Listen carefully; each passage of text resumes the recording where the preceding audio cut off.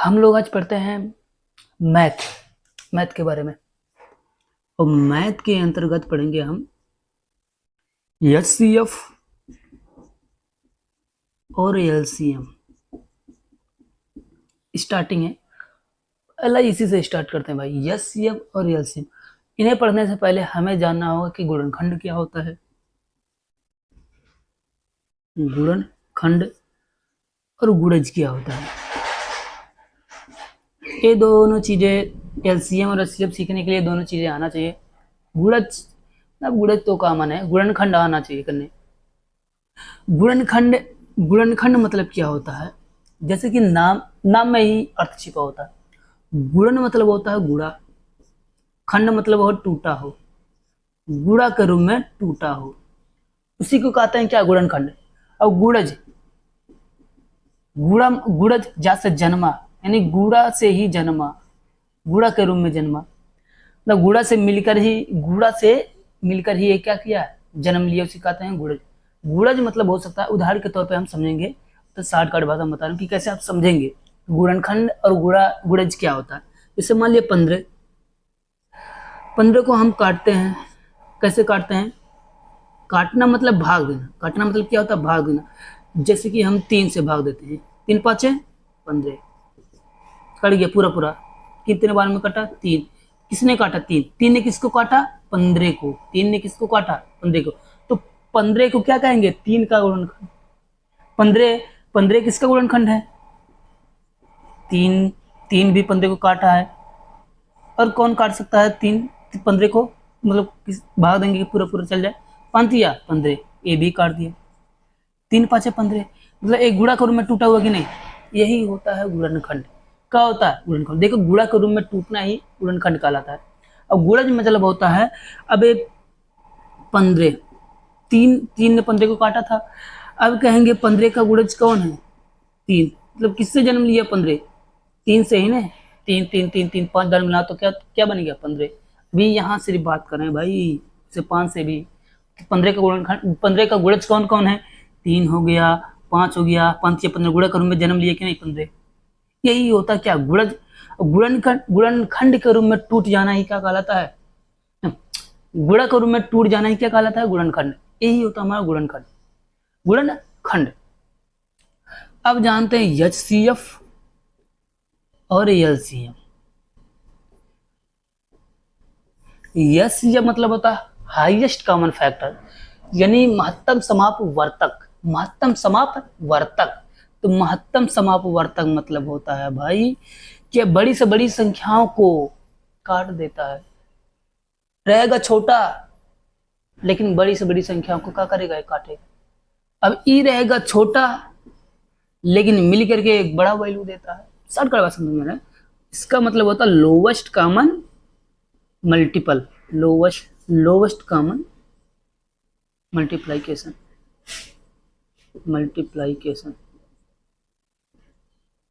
ये होता हमारा एलसीएम।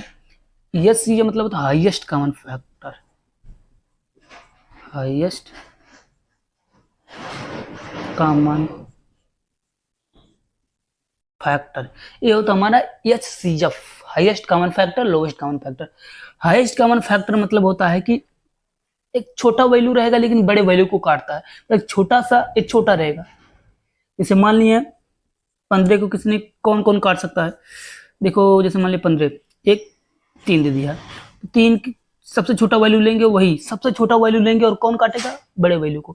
3 पाँचे 15, 15 का एचसीएफ कौन हो गया, 3 ने काटा, 3 ने ही काटा है किसको, 15 को।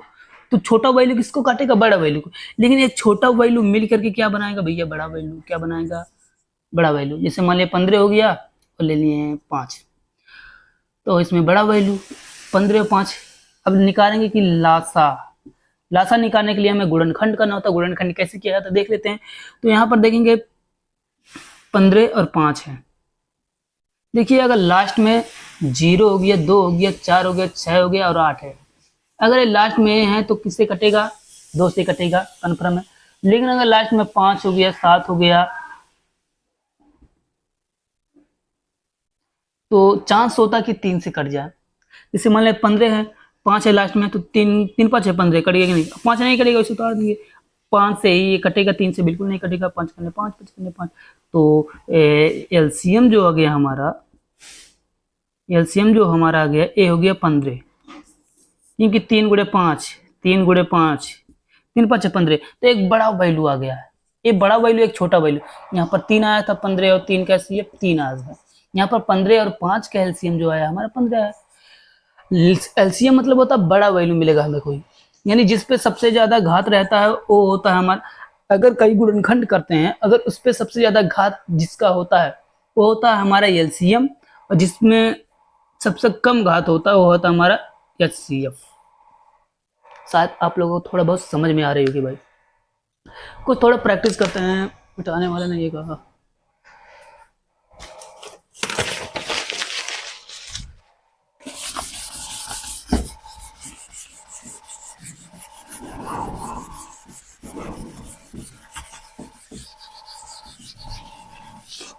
चलो देखते हैं, जैसे मान लिया 16 और 24, इसका निकालते हैं एलसीएम और एचसीएफ दोनों। पहले नंबर निकालते हैं एलसीएम, क्या निकालते हैं भाई, एलसीएम।